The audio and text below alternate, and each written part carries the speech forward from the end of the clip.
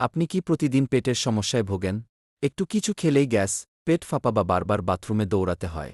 যদি উত্তর হ্যাঁ হয়, তবে আপনি হয়তো আইবিএস, এইবস বা ইরিটেবল বাওয়েল সিন্ড্রোমে ভুগছেন।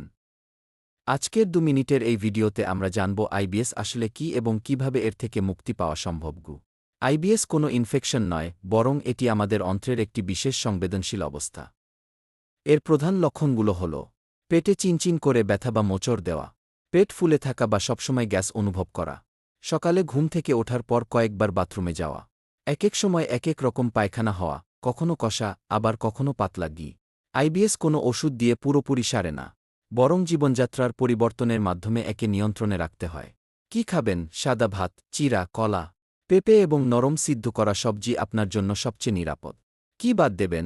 অতিরিক্ত তেলমশলাযুক্ত খাবার, বাইরের ফাস্টফুড, ডাল এবং কাঁচা সালাদ বা শাক যদি হজমে সমস্যা করে। পরামর্শ: একবারে পেট ভরে না খেয়ে দিনে 5 বার অল্প অল্প করে খাওয়ার অভ্যাস করুন। প্রচুর পানি পান করুন, চিন্তামুক্ত থাকুন।